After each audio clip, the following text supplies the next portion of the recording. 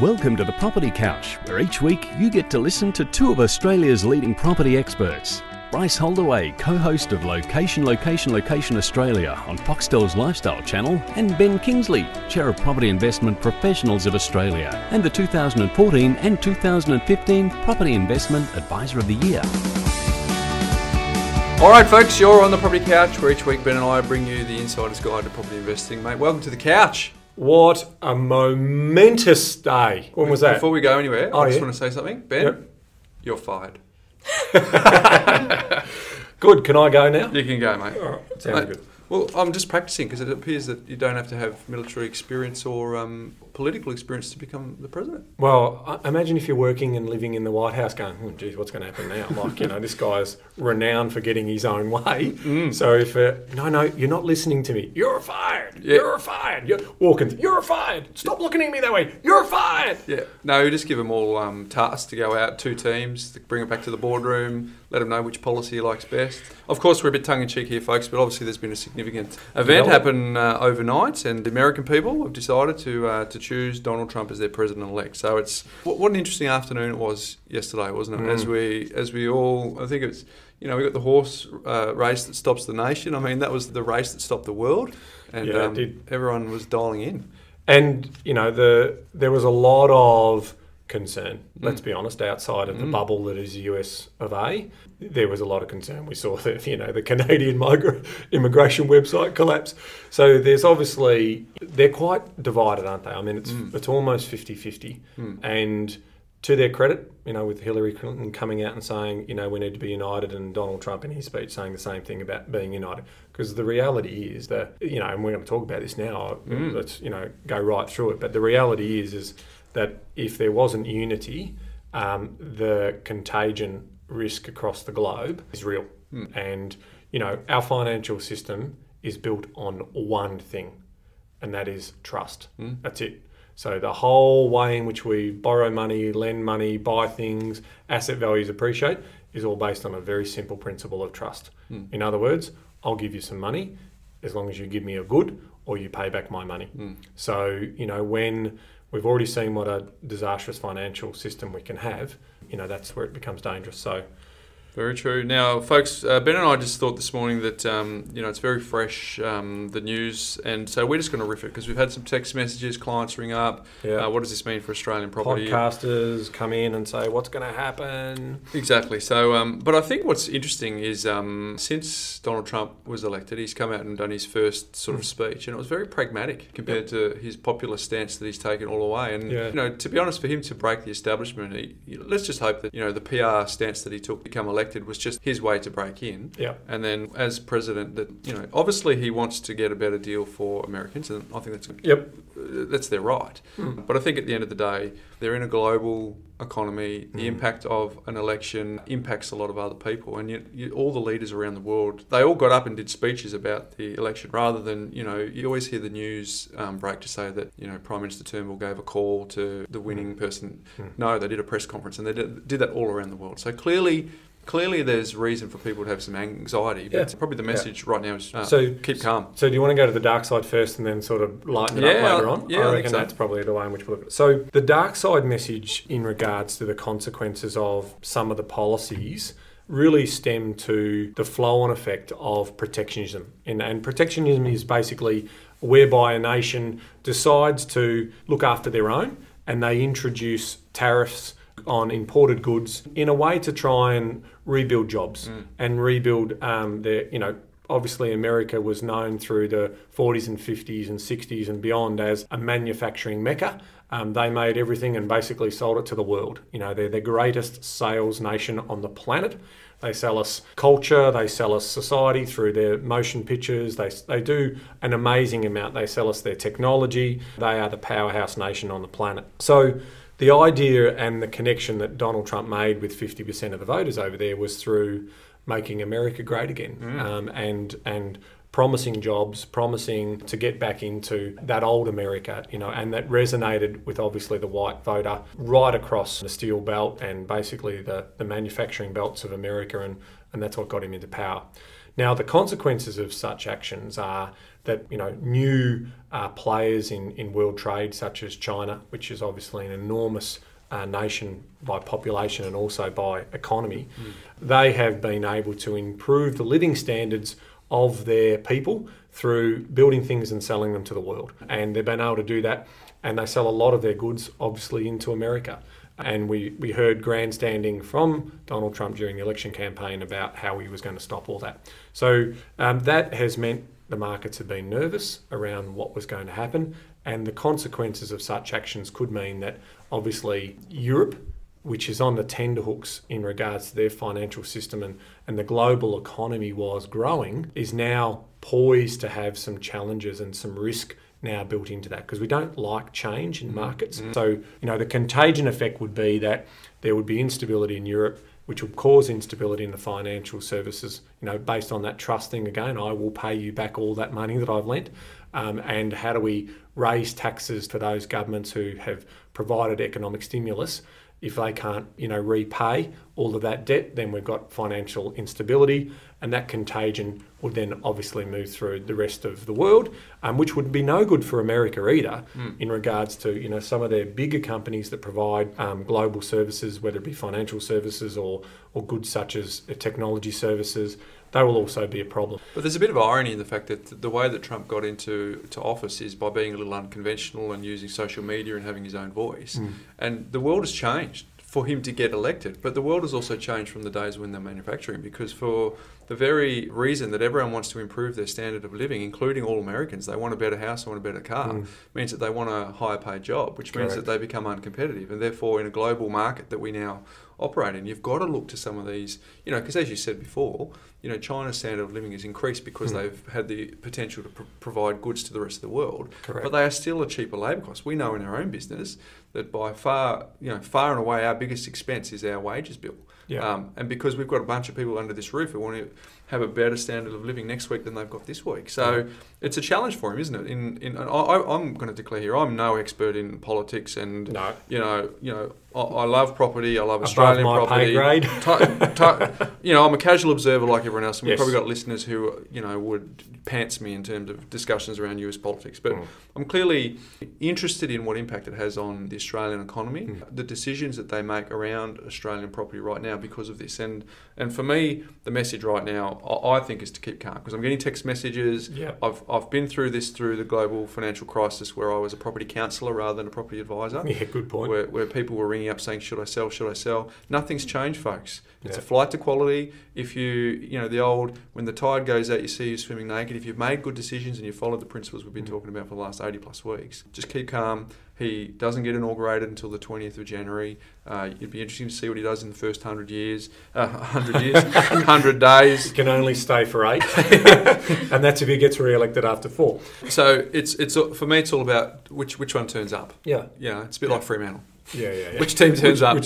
So does the pragmatic Trump turn up or the populist Trump turn up? Yeah. And we don't know. Yeah, that's true. So, and, coming back to probably, as this gets dissected in so many different ways, what we have seen over the last 20 years is the middle class of America has been shrinking. So there's more people close to the poverty line on minimum wage. And, I think the last time I looked at what minimum wage was, it was around $8.70 over there. Now, if you look at our minimum wage here in Australia, it's now up around, I think it's $17.90 or something around that sort of range. So when a marketer comes out, a businessman comes out and tells everyone that I'm going to increase minimum wage to $15, is that not buying votes? So now he's on the hook, for sort of saying those types of things. And that's aspirational, which I like, and I like that idea of, wanting to improve those living standards. And I think that's what we've got. We've got this certainly dissection of the haves and the have-nots in the US, and this is the protest vote that comes with that.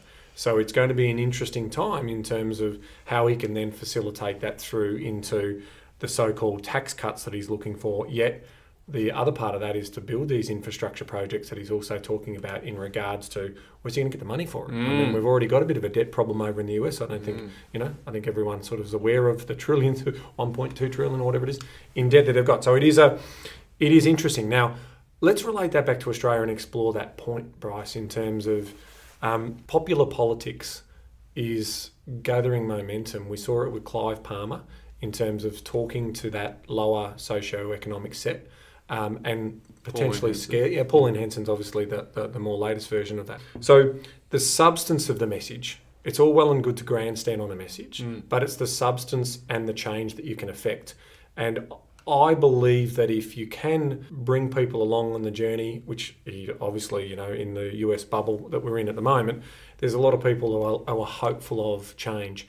And it was a bit like the Obama administration when he got in, had a really great agenda, but Capitol Hill stopped that agenda. Congress basically, rained on his parade. So there could be also challenges that Donald Trump's going to have in that particular space. Isn't that the point, isn't it? Because it seems like they've got a domination of power through their Senate, but you still have conservative people who still want the best for their country at his side, who will make him go through pragmatic process to implement whatever he wants to implement. Because ultimately, some of the things that he is talking about will be good for the US economy to stimulate it. But ultimately, some of the divisive and hate messages that were out there, that doesn't serve anyone. No. And so hopefully the positive side of the salesman at the helm will bring some positive change. But obviously people are fearful of, I guess, the less than conventional stuff that he's been talking about for the last 18 months. I agree. I mean, if you look at the different sides of politics, the Republicans are a mixed bag.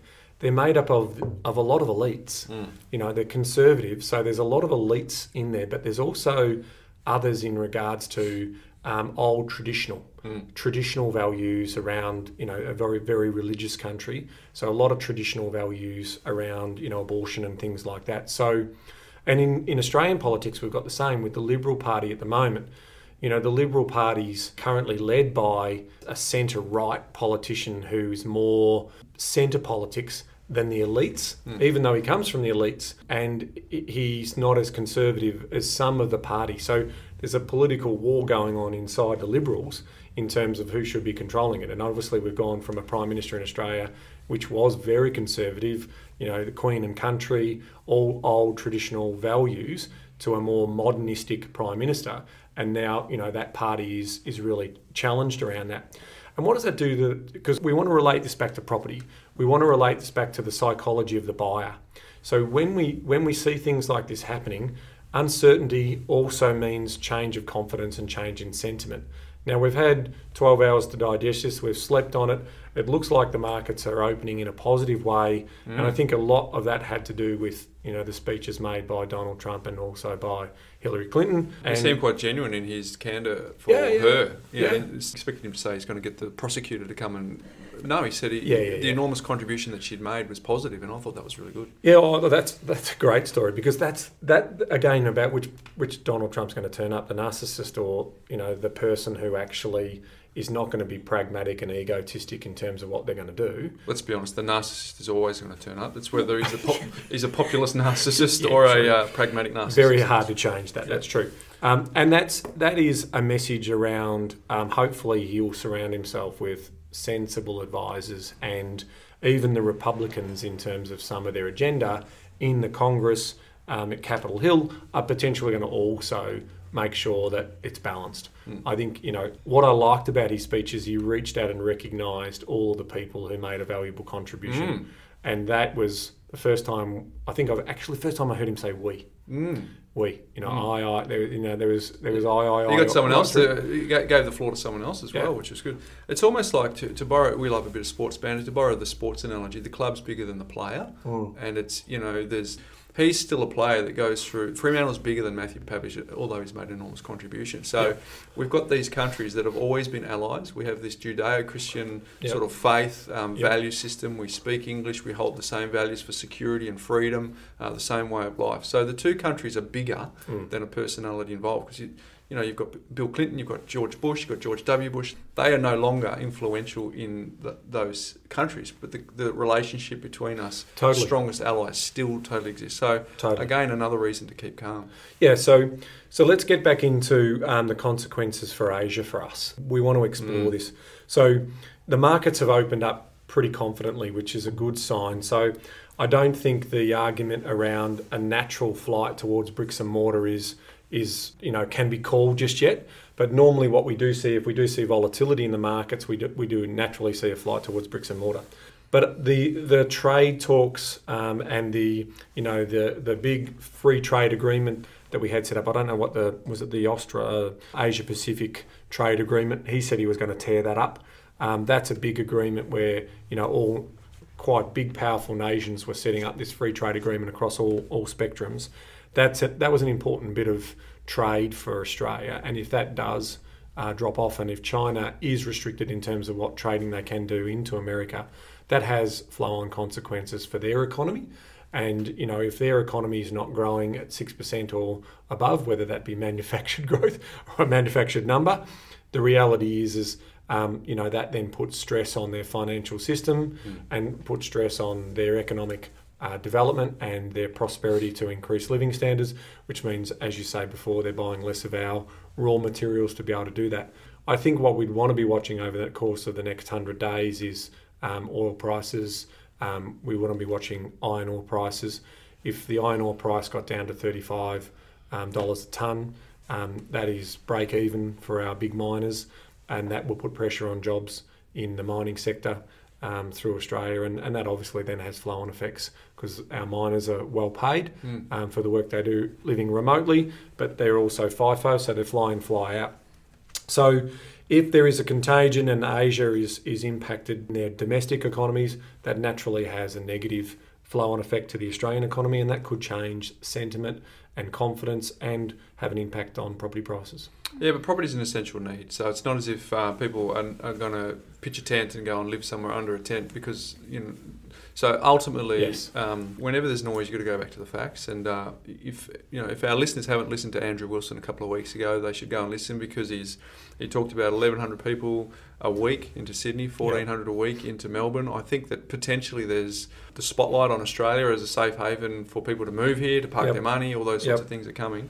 So if you do hold good quality assets in this country, no cause for alarm today. Yeah, if you're playing the long game, absolutely. Look, I'm on record on this podcast of saying the amount of investment activity that's going on in the Australian property market is unsustainable. We are going to see an oversupply of apartments in the marketplace, and that's going to cause some pressure in certain cities. But flight to quality. We keep mentioning that message. There's someone wants to buy some quality. Some quality. There's a client ringing up saying, "Where's my quality?" What's the penalty for that, Ivis? Yeah, in television you have to buy the cameraman a big slab of beer if that happens. So, okay. Well, I bought a bottle of scotch. Yeah, I was going to say Ivis doesn't drink beer. So so the question on that is what do we do and how does that work out? So, if there is a slowdown in other economies, that does have an impact on the Australian economy. When we've got through this mining phase, through a construction-led recovery, that is going to slow down, and there are some headwinds. But looking at the Reserve Board minutes, the meeting notes of the announcement of keeping interest rates on hold, it was very clear that the Governor, Lowe, was basically telling us that he does not want to reduce interest rates anymore if he doesn't have to. So this whole idea of we've come down to meet the world, and so that's where it sits right now, that there's no appetite to drop rates anymore unless there's further stimulus that's needed. And we're growing at 3%. So that's not a bad number. Most other economies around the world would be thrilled with a number like that. Thrilled with the number. And the yields that you can get in Australian property still beat what you can put in putting your money in a term deposits. And with population growth suggesting that if you're buying the right area, it's still going to get steady growth over time. I've still got enormous security and enormous confidence in residential real estate in Australia. Yeah. So this whole wave of the underdog is quite interesting, isn't it? We saw Brexit in the UK. A lot of people didn't anticipate that. I think Donald Trump was paying $4. So obviously the bookies got that one wrong as well. Now we need to learn from what's happening with Brexit here in terms of the lessons that I'm taking for Theresa May in regards to her situation in this exit. She's trying to stage manage this exit as she should to get the best result for the UK. All right. Now they're making it difficult for her. They're in no rush. She said we want to sort of get this done by middle of next year or sometime around that sort of point. So, and they're sort of saying, well, we're going to deal in French. So we're going to slow the process down. Well, that'll be helpful for you because you sign off in French most weeks. Do I? French overtone, so you should be part of that. So the reality is this is, the UK are going to experience what it's like to be on the receiving end of wanting to have that nationalism. So the reality is I don't think the deal for the UK will be as good as what people think it is. So I think there will be a bottoming out. By that I mean, we've already seen their currency tanking. It's very low levels, and that could you not normally think that's great. You bottom out, you have a hard landing, you lose jobs, and from that, you then think, well, how do we get ourselves out of this? Well, make some stuff and sell it. And that's and our goods will be competitive because our cheaper goods are Land Rover and all of that could have a good time. Might be a nice time to pick up a nice car. Aston Martins. So they're doing some of those things, but you wonder whether the European Union and some of the other European nations are basically going to say, well, and citizens of the European Union are going to say, maybe I won't buy British. Maybe I won't buy. And then, so that could prolong, their challenges in terms of not being involved in that trade union, which they were involved in. So it's uncertain yet. The question is, does the European Union need the UK more than the UK needs the European Union? And the European Union are absolutely going to make an example of the UK purely based on the fact that they don't want anyone else to leave.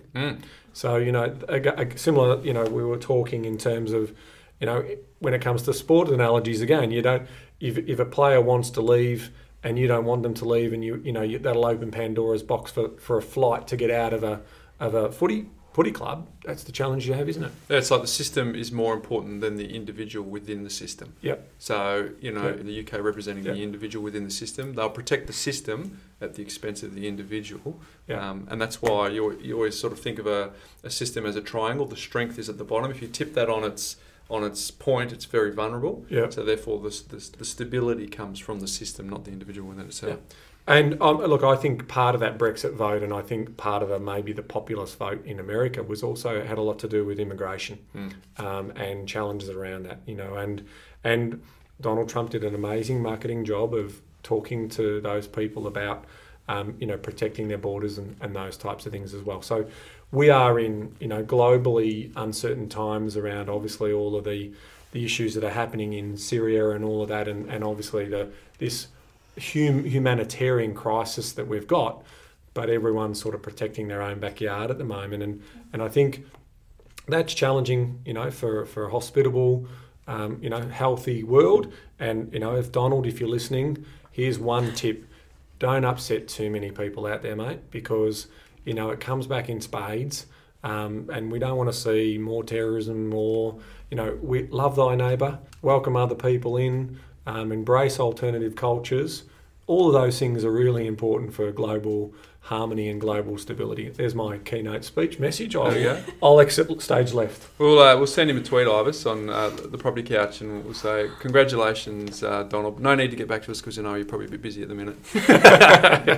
But, all right, so... just on the funny stuff, yeah. Barack Obama, mate, if you need a place to stay, I think Australia will have you. we don't mind you. Yeah. We think you're all right. So if you yes, and we Michelle, can. If you and Michelle want to come down, because you're probably thinking maybe the US isn't a homeland for you, but he'll probably do the right thing. Well, Donald will happily suggest that he leaves because he wasn't born in America.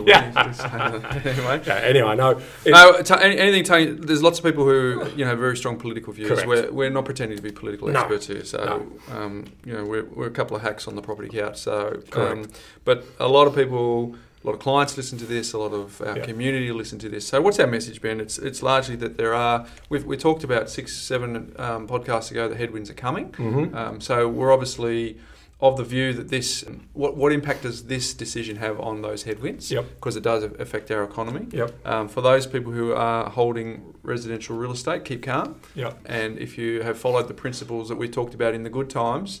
These are when they get pressure tested, and you'll see that you'll do better than most. Yep. And whenever you hear the noise, go to the facts. Yep. And it's a great point. I mean, Roger Montgomery reminds you that you're not buying the share, you're not buying the share market, you're buying the company. And you're looking at the value that is the company. The share price will do its thing, but if the underlying company is good and has a competitive advantage or a point of difference, that's the message. So when it comes to property investing, same principles apply. You can absolutely pick the eyes out of it in regards to buying great properties. 5 to 10% of the properties in Australia right now are still worth buying. Okay. Yep, 90% of them may not be, and that's the art, and that's what this property cast is all about in regards to helping you make decisions around picking the eyes out of it and looking at the fundamentals, looking at the reasons why people buy in locations, the owner-occupier appeal stuff, all the stuff we talked about before. Very true, Ben. So we're going to actually get someone on next week who knows what he's talking about. Yes. Tim Lawless. Great. Call Logic RP Data. We've been looking forward to having Tim on. So a shout out to our listeners. Obviously today's just been a general commentary from our perspective, less than 24 hours after President-elect Donald Trump coming in. So next week there'll be a week's worth of digest, and that'll be something to really tune in for. I'm really looking forward to that. Tim's a great commentator and has a really good grasp of the marketplace. But just a little note to the listeners who like to listen to us weekly and wait for an episode to come out. They're going to have to wait 24 hours. Oh, why? Normally comes out on Friday at 3 o'clock. Thursday, 3 o'clock. Thursday, 3 o'clock. Yep. But we're not catching Tim until Friday next week. He's coming in Friday morning. So instead of holding it over till the following week, we thought we'd get it out next week. But it's just going to mean that it's out on Friday. What time, Ives?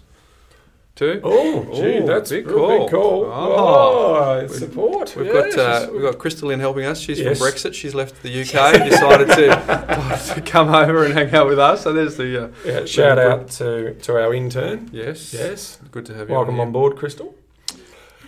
Stig number 2. Yeah. Stig number 2. So we haven't had a chance to talk about meeting a few of our listeners at the Sydney Property Buy Show a couple of weeks ago, which was terrific. And one of the things that was reinforced at the time is when we're chatting to a lot of those folks, they said, we heard Ben say, I think they called it episode 37 or episode 57, they heard Ben say, go back to episode 1 and cut a lap. Those first 4 episodes are critical, A, B, C, D. So if you've stumbled across the property couch and you're sort of just hearing the last few, pause, go back to the beginning, cut that fresh lap. Now, we were pretty raw in those early days, weren't we, Ben? We were, mate. It was pretty basic. We were having a bit of a go, but if you've heard the last few episodes and you go back there and you'll think it's a step in time. Are you telling me that we've improved the production quality of the show? Well, I'm saying that maybe... Have I been a little bit more reserved in my commentary? Yes. Mate, you haven't made a big call of people are stupid or anything yet. You haven't. People are dumb. You haven't offended rugby league players for a while, mate. You've been very well behaved. Yeah, well, my narcissism comes out. Exactly. So, all right, folks. So there you have it. Tim Lawless next week. Actually, on Facebook, Ivis, if anyone has a question that they would like us to ask Tim, go to Facebook. And we will ask him. So, mate, surely you'd have to sign off in American, wouldn't you? Actually, good point.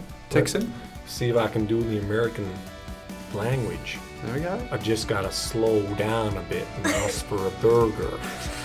Maybe that's how I do it. Yep. So, but now what do they say? I don't know, mate. This is your segment. Okay, well, so we're going deep south? Yeah. See y'all later. Oh, that's impressive. See y'all later now. There we go, folks. If you're listening all the way over in America, you'll relate to that. For the rest of us, he said goodbye. And until next week with Tim Lawless, we'll see you on the couch next week.